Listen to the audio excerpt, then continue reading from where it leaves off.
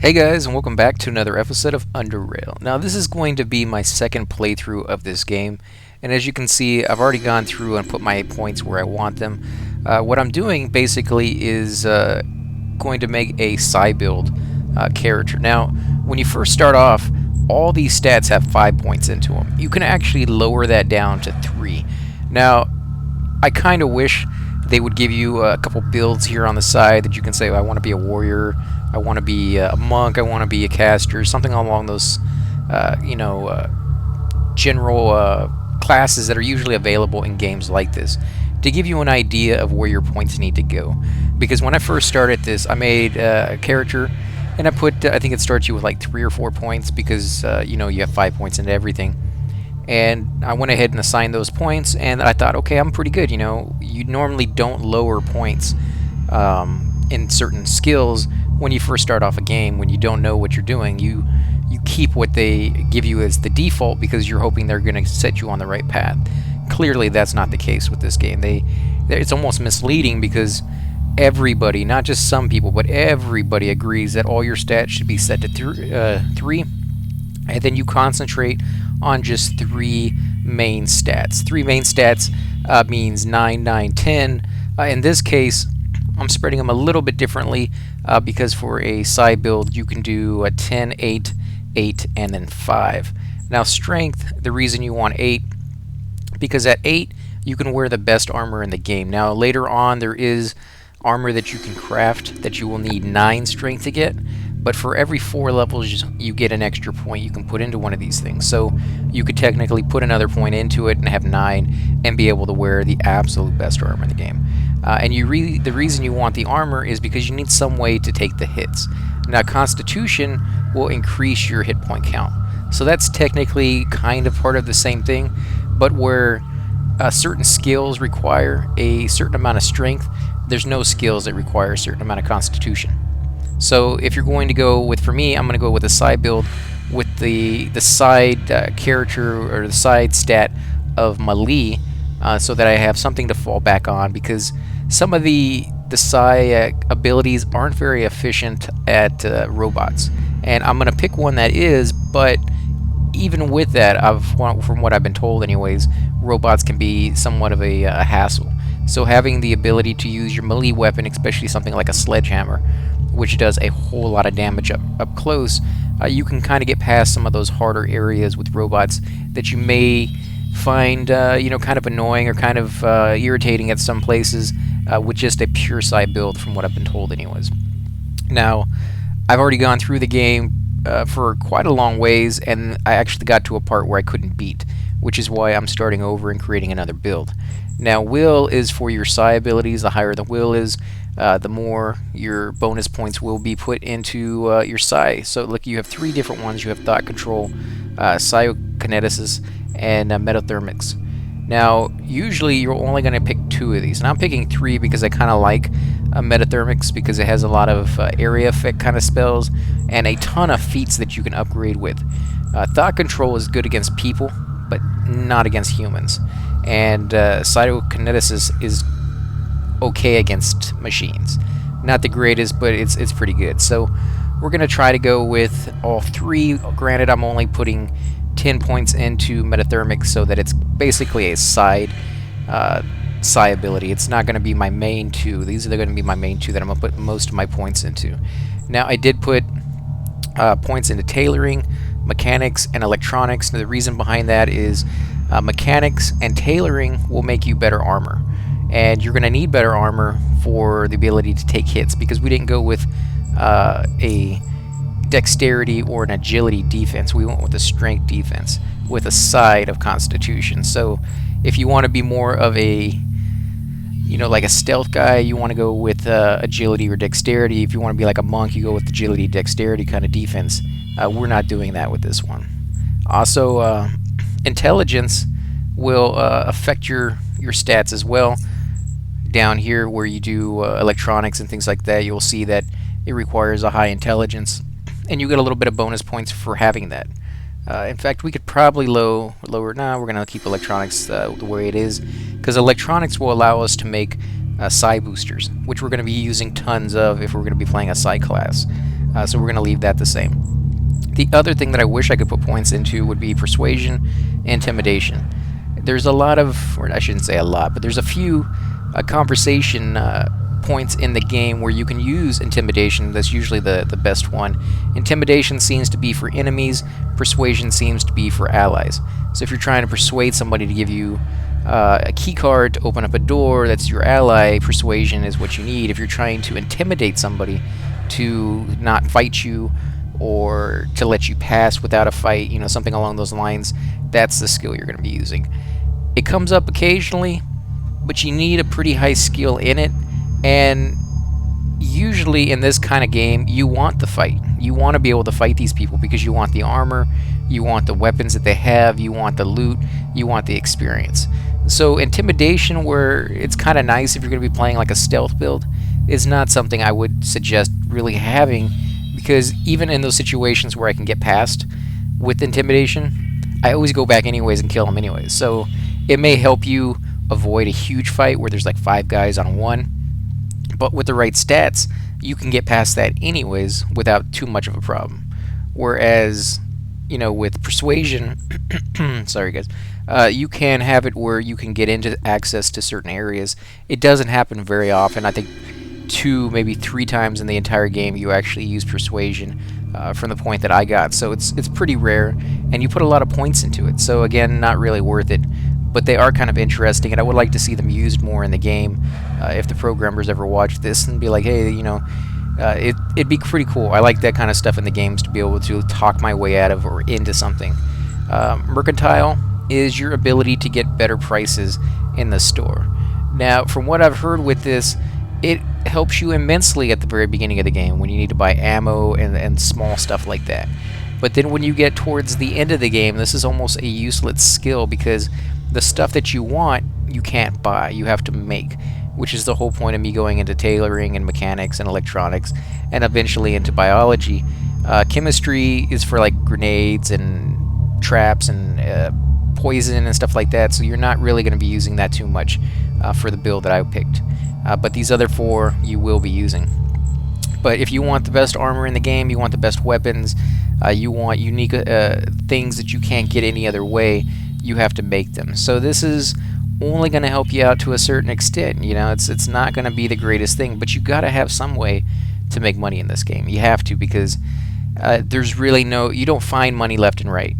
If you do a stealth build, you can do pickpocketing and stealth, and that will let you pickpocket people's personal items and take it from them, which will give you an enormous amount of money at the very beginning of the game. But then eventually you will run out of people to pickpocket. They only have so many items on them, and they don't replenish over time. So you will literally pickpocket everybody in a town. You'll search all the crates, and then there won't be anything else for a very, very long time, because you're a stealth build. You're not really getting into a lot of fights, which means you're not getting loot off of those creatures, which means you don't have anything to sell. So they all have their own give and take in this game, and everything in an RPG usually does. You usually have a positive and a negative that goes along with those stats. Traps as well is a good way to make money. With a high perception, you can actually detect traps and then be able to disarm them, and that allows you to either reuse them or go off and sell them. Again, it's not going to be a surefire long-term way of making money. It's more of a side ability to make money, because traps in the game aren't that common, at least not at the very beginning, to the point that I got, and they don't really give you a lot of money for them in the first place. So it's a nice little bonus, basically, but not something I would necessarily say go all out and really spend your points on, unless you're going towards that build anyways, and you're going to be using traps.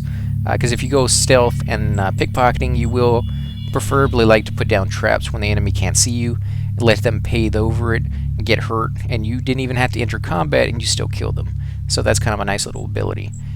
Evasion and dodge, I didn't put any points into these. From what I've heard, their evasion anyways isn't that great, and most people will say don't even put points into it, even if you're going to a pure melee skill set. Dodge, on the other hand, they say is pretty nice sometimes, but it doesn't always work. And because it doesn't always work, people were saying just go with a strength build that gives you better armor in the long run, and armor always works. If you have a big piece of armor on it's always going to block the hit. Not some of the time like dodge and evasion will. And you won't have to worry about getting these big critical hits on you like you do with dodge and evasion. So overall, people were saying that the armor is better if you're going to go towards that, and it will save you points, because every time you level, you get an additional 40 points to put into your stats. And that's not a whole lot. You got to remember, you're going to be putting more points into your melee, your lockpicking and hacking. These are necessities right here. I guess you don't have to have them to play the game, but you're going to miss out on so many things. There's so many rooms that are locked. There's so many crates that are need to be hacked into, or computer systems that need to be hacked into, that if you don't have these abilities, you're really going to be behind the curve, and you're going to miss out on so much good loot, and you're not going to have a lot of money, because a lot of the stuff you get from those things you can then sell or use or whatever and make a little bit of cash in the process. So in my opinion, they're a necessity, and you want to make sure they're completely maxed out every level that you go, as far as you can go, because there's plenty of doors and locks at the very beginning of the game that are way too high for you to get in. And if you can get into those places, you can get some really, really cool stuff really early on. So again, you know, I think it's a necessity to go with that. As far as, let's see, I think that's pretty much it as far as stats go. You can go in crossbow or throwing for grenades and things of that sort, or guns. We're not going to do that on this build. There's a lot of different builds you can pick from, and I wish they would have them as a default, but they don't, unfortunately. So again, it's a little more on the hard. And then of course I got my skills all set up: 15 into melee, 15 into hacking, 15 into lockpicking, mechanics 10, electronics 15, tailoring 10. And I did that instead of 15, 15, 15 like they were suggesting I do, so that I could do 15 into thought control, 15 into psychokinetics, and 10 into metathermics. So I wanted that extra 10, so I had to take off 5 on each one of these.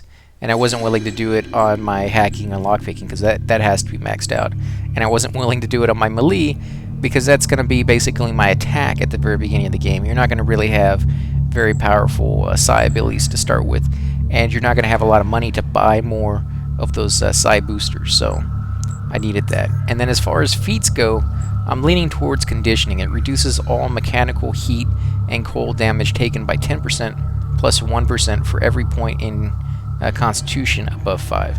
This is the reason they wanted 5 in Constitution for your base, is so that you would have access to this feat, and you wouldn't be as squishy. The more Constitution you have, the more health you will have.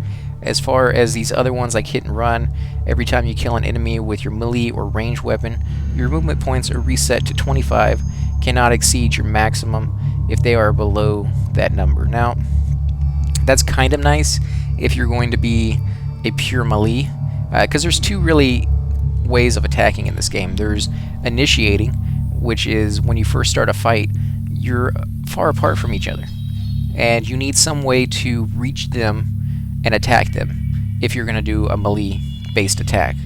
So while you're taking that time to cross the gap, especially if you're wearing heavy armor, your movement speed or your movement points are going to be reduced greatly. And so you're not going to be able to move that far. You're going to literally have to move 2, 3, maybe even 4 turns before you're standing right next to the guy. And in that amount of time, he's hitting you all those turns. So this is kind of nice that when you kill an enemy, your movement points are reset, so that if you moved right up to him, hit him with your sledgehammer, killed him, now you can move again to the next guy. You don't have to wait. But it's not really going to come up all that often, and since I'm playing a psi build with the melee combo, I can hit them from far distances. I don't need to get right on top of them really quickly. And the conditioning, I think, is going to help us out far more to take the hits that we need to take. You got Nimble, reduces armor penalty by 15%, and grants 15% bonus to dodge and evasion if your armor penalty is at 0. Now, as I said before, when you wear armor, it's going to reduce your movement speed because it's heavy, it's bulky, you know, they're trying to be more realistic with that. And it's going to give you an armor penalty. Now, the lower armor, the Radhound armor and things of that sort, will give you basically around 15% penalty. And this right here will negate that completely, so that you can move a little bit further, a little bit faster. When you start getting some of the really heavy armor, it's going to go past 15%. And then this is going to be negated to basically nothing, because it needs to be, the penalty is at 0 for this to work. And if it goes to 20 and this is 15, then this doesn't work at all. It's not giving you anything at all. And so therefore you just wasted a feat that you could have used on something that was far, far better, that works all the time, not just some of the time. And Ninja Looter reduces pickpocketing time by 50%, also reduces suspicion raised when pickpocketing by 25% when hidden from the target. Now, if you're not going to be a stealth, pickpocketing class, this is really not something you want to put a feat into. Again, you don't get feats very often, so you want to make sure that the ones you do get are going to be the ones you're going to be using all the time. And where this sounds nice, and I wouldn't mind trying it, unless you literally pick that specific build, you don't want to stretch yourself too thin. You just can't do it in this game. You can't be a little bit of everything, unfortunately. You have to pick one skill set and go down that and really ignore everything else. Let's see, what do you got? You got increased damage against rooted, stunned, and incapacitated targets by 35%, and against slow targets by 20% with weapons and unarmed attacks. So Opportunist, they're pretty good if you're going to be playing a side class or side abilities. They do a lot of this stuff. They do a lot of stun and incapacitation and slowed, and this will allow you to hit them harder with your regular weapons and things of that sort. But overall, I don't think it's going to be better than conditioning. I probably will go and put a point into this maybe later down the road, unless we get something else better to put points into. Pack Rat Hound increases carrying capacity by 50. Now, it sounds nice, and usually in games like this is the route that I prefer to go, so that I could carry more items and pick more stuff up. But the town is never really that far away, and the last build, my stats were so horrible that literally during a fight I would have to leave the screen, run all the way back to town, and heal up from the doctor, because I would run out of my hypo sprays to be able to heal myself. And because of that, I know the town really isn't that far, which means I don't mind running back to town to put my items in my footlocker in my room and store it for later. So you don't really need a high capacity for carrying things. You don't really need a lot of weight for that. Plus, I'm putting a lot of points into strength, which is going to increase my ability to carry even more items without becoming over-encumbered. And when you do become over-encumbered, your movement speeds will be reduced, or not movement speed, but movement points will be reduced. So that's the point behind this, is that you can carry a little bit more. But again, feats are very rare, not really worth it. Paranoia. Everyone is out to get you, and you know it. Detection increased by 20%, and chance to get critically hit reduced by 3%. Also, your weapon and unarmed damage increased by 30% against stealth targets. So, it sounds kind of nice, and it may be if you're using the right build, but again, we're not going with that kind of thing right now. We're going with psi abilities, so unless it has something to do with psi abilities or something to do with us taking less damage, we're probably not going to go with it this time. Quick Pockets provides you with an extra utility slot and reduces the action point cost of equipping items during combat by 50%. This is what you kind of want to go with if you're going to be playing that stealth class that I talked about, where you put down traps.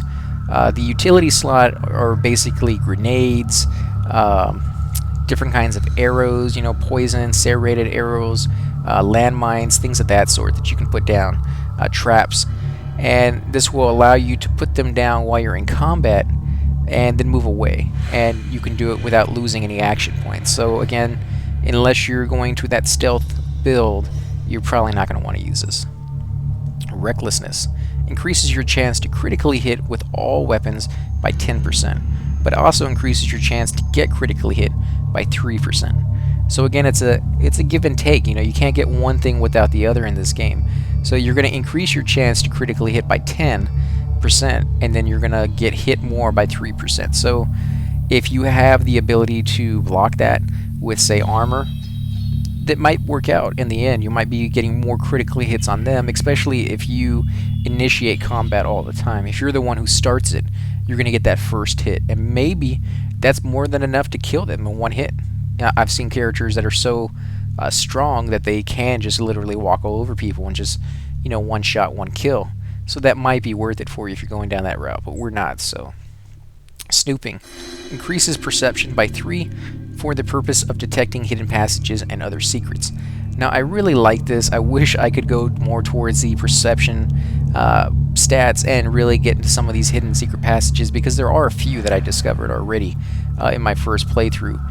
And I'm guessing we're probably not going to discover those on this pass through on this one, because I have very little perception and I don't have the snooping feat. I'm not going to click on that one this time. So I don't know, again, it's a give and take. You know, I love being able to find hidden things and go in places that most people can't go to, but you also have to be able to get through the combat. And the combat in this game is incredibly difficult. It's overwhelming to the point where if you don't know what you're doing, you're probably only going to be able to get to a certain point in the game, and then you're going to have to restart and make a whole nother build, which is basically what I'm doing right now. So you got aim shot. And it requires certain things, like the ones that are on mine, I have the requirements that you need, but on the aim shot, I don't. The requirements are guns or crossbows at 10. I didn't put any into that. Perception is at 6. I didn't put enough perception. I think I have 3. You can perform an aim shot with any ranged weapon for a guaranteed critical hit. And guaranteed is very, very, very misleading. It's guaranteed that if you hit them, it will be a critical hit, but it's not guaranteed to hit them in the first place. So you can use this every 3 turns, and in my experience, because my build was so bad, I missed like 90% of the time, no matter what the percentage was. I could be standing literally right on top of the guy, and it would say I have a 96% chance of hitting him. Use it, and I would miss. And then you lose out on all of that. You lose out on your points that you just spent to actually try to attack, and you lost out on the aim shot, which now you have to wait 3 more turns to use. So yeah, guaranteed critical hit when you hit, but yeah, it doesn't always hit. Burglar reduces the time it takes to pick and hack locks by 75%. Also grants you 10% bonus to stealth skill when in controlled areas. Controlled areas are towns, basically, or places that people have set up camp inside, like the junkyard or in the main town you start. When you actually start going out to fight and do quest, they're not controlled areas, and you will lose that stealth skill. As far as lockpicking 75% faster, that can be kind of cool if you're going to go down that stealth build, because there are places where you're going to want to come out. You can go, first of all, you can go inside ventilation shafts and peek outside of them and see the enemies that are waiting for you in the hallways. And they, you know, make their little paths and their little routes around the little corridors. And with this, you can jump out of a ventilation shaft, run down the hallway stealth, pick the ventilation shaft with your lockpicking skill, and jump into another one, because they don't all connect together. And they try to do that on purpose to make you leave that ventilation shaft and, you know, get out in the hallway and have the chance of getting attacked and initiating combat and all that other stuff. But if you're going down the stealth, this could be something you want to go ahead and do, because some of the time their paving is pretty quick, or there's several of them paving in a certain area, and that's usually the area you have to get into. So the faster you can go and pick a door or pick a ventilation shaft, the less chances that they're going to see you. Let's see, Gunslinger. Reduces the amount of action points required to fire pistols by 3. So if you're going to be going to the gun skill and you're going to be using pistols the whole game, that might be something you're going to use, but for the most part, if you're going to be going down the guns, you're probably going to be using SMGs or things of that sort, and not pistols. Pistols are good at the very beginning of the game, and then you find far better stuff. You find you know, like AK-47s, and you find you can go into like the sniper rifles if you have a high strength, because they are a little bit heavier kind of weapons, and you need a little bit more strength to use those efficiently to their full effectiveness. You got Heavy Punch. You can perform an unarmed or fist weapon attack that deals 180% damage at 200% action point cost. Now, I thought about going with this, but the 200% action point cost is what got me. You know, I'd be able to use this once in a turn, and granted it would do 180% damage, but that would be all I'd be able to use. And I don't know, it might be worth it. I know a lot of people suggest getting this as well, but I'm going to start off with the other one first. And since I'm going more towards the Psi build. There's so many feats down here that I want to get into for the Psi build. Power management. Electronic devices you create either consume 35% less energy or have 35% greater energy capacity. And I skipped over Hunter because it requires training, increases damage dealt to critters with crossbows and knives by 20%. Now when it says requires training, assuming that it means you need to talk to somebody in the game, because the Psi empathy is the same way. It allows the character to learn and invoke Psi abilities. I don't remember how far into the game it was. It's like an hour into the game. You get the ability to talk, or not the ability, you get the chance to talk to somebody. And they tell you that you can either do it the slow way, which is to go talk to somebody and you have to have a certain skill set in your Psi ability points to be able to learn this the old-fashioned way. And I don't know what you get for doing it the old-fashioned way, because we didn't have that skill set at the time. But if you want to, he can just go ahead and use some kind of like medical procedure and give you the ability to start using Psi powers. And that's usually what you'll do if you're not, you know, going down the Psi ability path. You just go ahead and do that. So this is kind of cool. You're going to need this if you're going to go down the Psi's abilities, but you'll get it automatically just by playing the game. That's what I think requires training means. Psychokinesis is increases critical chance of all Psi abilities by 15%, but also increases their Psi point cost by 20%. And it requires a feat. Sorry, guys. It requires the feat Psi empathy and restricted feat tranquility. And we have both of those, but we don't have the ability to use this yet because we haven't learned Psi empathy, which we will, like I said before, when we learn the ability through an NPC at a certain point in the game, and that will open up this feat for us. So we can't do it right now. And restricted feat tranquility means that tranquility will not work with this feat. It's not affected by this. And it sounds pretty cool. I don't know if it really works out to be better in the end, because you're going to be using 20% more for only an extra 15% damage. Or actually not even a 15% damage, it's just a 15% chance of getting a critical chance at all your abilities. So I don't know, we'll have to think about that one. Shroom head, your shroom or your subconscious is tuned into the fungal surroundings so well that you recover 15 Psi points when picking up shrooms or mind shrooms. You know, that is probably something we might put a point into, because you're going to need a lot of you know, Psi points. You're going to go through them pretty quickly with this build, and it's either you buy more of those Psi boosters, which is the only way. I know they've talked about it in future updates that your Psi abilities will just naturally regenerate over time, and that's going to be amazing when they do that. Sorry about that, I had to cough. I know I have a little sore throat here, but yeah, it's going to be amazing when they do that, because that's going to open up a whole nother world for Psi ability characters, so they don't have to spend so much money on constantly either buying these you know, potions to be able to constantly get more Psi points, more mana basically, and or going out and harvesting so that they can make them themselves. And that seems to be the easiest and cheapest way once you get to a certain point. Once you find where there's a good portion of those mind shrooms spawning, and they spawn every so often in the same spots. So once you find a good spot, you can show back up every 30 or 40 minutes in-game and get another couple of mind shrooms, and then make a potion out of it to give you some more Psi abilities. So we might go with that one, but I'm not sure just yet. Let's see. There's a lot of these other ones I'm kind of skipping over. Tranquility reduces the action point cost of all Psi abilities by 5 while at full health. Again, it sounds kind of cool, but how often are you really ever at full health? Just the start of combat. So your first basically Psi ability will have extra, you know, 5 points reduced.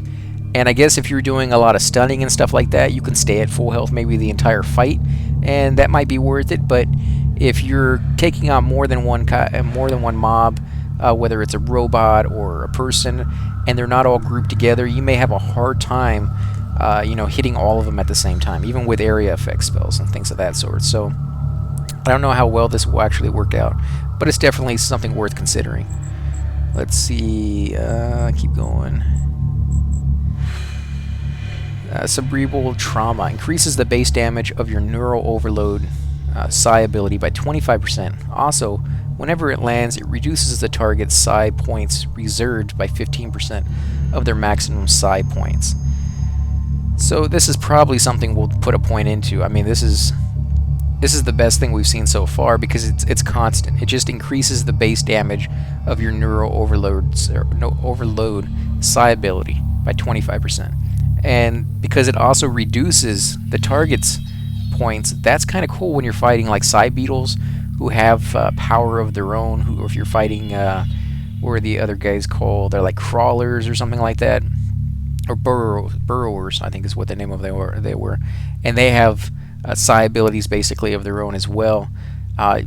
This is kind of cool if you go into enemies like that. It's definitely gonna make a big difference. But you need requirements is thought control 25 and psi ability neural overload. So you need that ability first before you can even put a point into this. And you can learn those abilities through NPCs. You pay them a certain amount of money and they teach you a new skill. So that's definitely something we want to do. But again, you need the money. And so there's going to be a certain point in the game where at the very beginning, you're not able to get every single one of them. You have to pick and choose which ones you want to start off with. And then hopefully earn a little bit more money, go back and sell some stuff. And the one thing in this game that I've noticed is you kill 15 enemies, they all have weapons, they all have armor, they all have maybe something else on them. You pick that up and take it back to the shops. Not every shop buys armor. A medical shop will only buy medical supplies. A science shop will only buy science stuff. A engineering shop will only buy, engineering parts. And the armory doesn't always want everything every single time. He actually has a list at the very top that says, oh, I only want 2 pieces of leather armor today, and 1 grenade, and 2 machine guns and 1 pistol. And if you have, say, 12 pistols and no machine guns, you can only give him 1 pistol to sell right now. You have to literally leave, go off, do something else, come back, and see if now he wants another pistol to sell. So it's not something that you can just go off and hunt, come back to the shop and sell everything you don't need anymore. You literally have to wait. So it's not something you're going to be just rolling in the cash as soon as you kill a whole bunch of people. There's a little bit of wait time and delay in getting your cash so that you can actually train in these abilities. So you really do need to pick your skills right off the bat. And as another thing that I said before, it's not very user-friendly if you don't know what you're doing. If you haven't played the game before, you can make so many mistakes and just set your progress so far back, or even make your progress unplayable. You literally can't go back and fix it at a certain point, and that kind of sucks when they do those kind of things in the game. So, dirty kick, that's melee. We're not going to go into that. Force user. Telekinesis is strong with you. Damage from your telekinetic punch is increased by 100%, and your force field lasts for 2 more turns. So we're definitely going to put a point into that as soon as we can. You need will, which is 7. Ours is 10. Psychokinesis is 25. And psi ability, telekinetic punch or force field. And we're going to get both of those. The force field is a spell or a psi ability that you can cast that will drain your power, but will put a bubble of protection around you that will then absorb a certain amount of hits. I'm not quite sure if it absorbs all the hits or only a certain percentage and lets the rest through. But either way, that's going to help you out tons in huge fights and it's, as you progress through the game, you're going to have this happen to you more and more. You're going to get into fights with 3, 4, or even 5 guys at one time, and of course each one of them gets their own turn, and they all get a different amount of AP, which is your attack points. And so some of them will be using, handguns, and they'll be able to attack you, 4 or 5 times for their one turn. Where other ones will maybe using something bigger, like a sledgehammer, and maybe only be able to hit you once or even twice. And so you're going to get hit quite a few times by 5 people. It's going to be like 30 or 40 hits in one turn. And you can see how that, if you didn't put the points in the right thing, would just completely annihilate you. You just can't do it. And so having something like this will give you that extra little ability to be able to take those hits so that you can get your area effect off or something and just annihilate them with that one hit, or be able to stun a whole bunch of them and then have a little bit more manageable or something along those lines. So let's see, Pyromaniac. Whenever you deal damage with your fire-based psi abilities, you have a chance to set the target on fire, dealing 100% of that damage again over 3 turns. Setting living targets on fire will put them in state of extreme panic, and you need metathermics at 25 and the psi ability Pyrokineticus. Now, that's the reason I went into the metathermics, is because there's so many of these as we get further and further down that require metathermics to use. And fire damage, as I found in the game, is amazing. It does tremendous amounts of damage. You throw a grenade down and it lights them on fire. You throw a Molotov cocktail down and it lights them on fire. And not all the time, but a lot of the time, they're just run around in circles. They run far away from you. They're out of combat now, but they're still getting hit by that fire. They're constantly on the flames are just burning them and doing damage. And if you're in large fights, if 2 or 3 of them run off in different directions and are constantly getting hit, and that leaves you only 2 guys here in front of you to actually fight who are actually hitting you, it makes things a lot easier. Now, they eventually will put the flames out and come back into the fight if they're not already dead from the burning. But by then, hopefully, if you had put the points into the right thing and you don't get incredibly unlucky with your rolls, and you're actually able to hit the creature or the mob or whatever it is, you should be able to kill them by the time they get back. So that's very, very cool, and it's great for area effects from what I've heard. So let's go down. Let's see. Your cryogenics and cryostasis psi abilities also reduce target's constitution by 1. This effect stacks up to 5 times and lasts up to 24 turns. So that's pretty cool that you can stack up to 5 times. Constitution, again, is their health. So basically what it's saying is it's reducing their health even more than it was before. Cannot be mitigated with cold resistance, and targets that are immune to chilling and freezing effects are also immune to hypothermia. So requires metathermics again to 30, and psi abilities Cryonetis and Cryostasis. So you have to have these abilities to use them, but I think overall this is going to be kind of a cool little thing to get every so often. Each offensive mind affecting psi ability you land on the target reduces its resolve by a small percentage, but can ultimately stack up to 50%. Now, I'm not sure what it means by reduces the resolve, but I'm guessing if you can get it low enough, either that's going to affect their ability to hit you, or even their desire to hit you. They may have just wander off or run off, all scared, and you'll have to like run down after them and kill them that way. But it's definitely something to consider, because you need will 6, which we have, again 10, thought control 30. Well, you can only have thought control 15 to start with, and plus another 5 because we put points into the right thing. Psi ability, neural overload, and frighten. So I'm guessing because it is frightened, that's probably what they mean, that they're just going to run off and, basically not be engaged in combat anymore.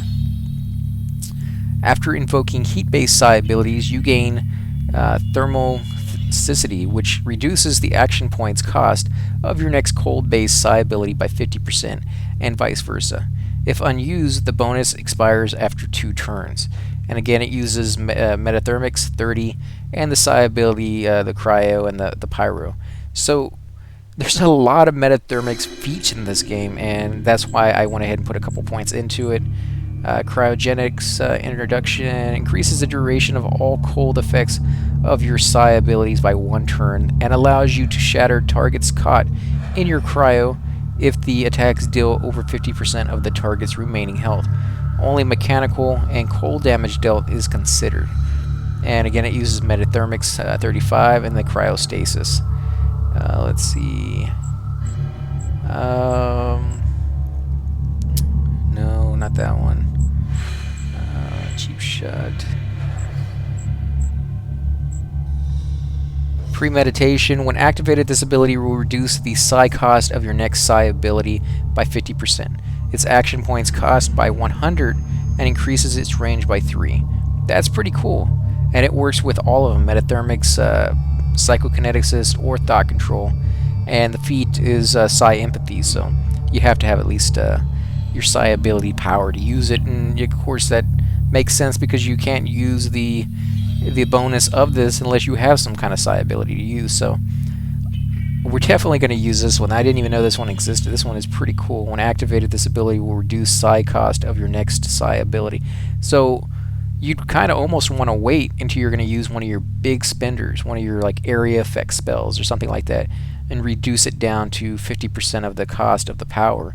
And then of course your action cost is by 100 and increased its range. So you would actually be able to cast this, not use any action points, and then use another one right afterwards for 100%. So that's really, really cool. And I think that's going to be the last of it. Yep, that's the last of it. So let's scroll back up to the top. I know that was a long intro, guys, but that didn't even touch the surface, not even a scratch on the amount that you need to know about this game when making a character. I mean, it's just so in-depth. This is just one build, by the way, guys. You can, if you're going down a warrior build, you need to research that, and as the game comes out and gets to the next update, I'll probably go back and do another build as well. But there's a lot in this game that you need to know. Let's see, what was the other one that I wanted to use? Heavy Punch. I guess we can go with that one. So we're going to go with Heavy Punch and Conditioning. Now, again, there's a couple other good ones in here I wish we could do, but just not going to be able to. So let's go ahead and hit accept. And we're actually going to go ahead and end the episode here because I don't want to make it too long. And on the next episode, we will start the game and actually start getting into combat and some of the first quests that we've done before. Again, I want to thank you guys for watching, and if you like these episodes, please hit the like button, subscribe. If you have any comments, please put them down below, and I'll make sure that I get to them as soon as possible. As I said before, I'm not an expert on this game, but I will do my best to answer your questions. There's so much in the stats and things of that sort that I have no doubt you guys will have questions. So feel free to put that down. And again, guys, thanks for watching, and I'll catch you on the next episode.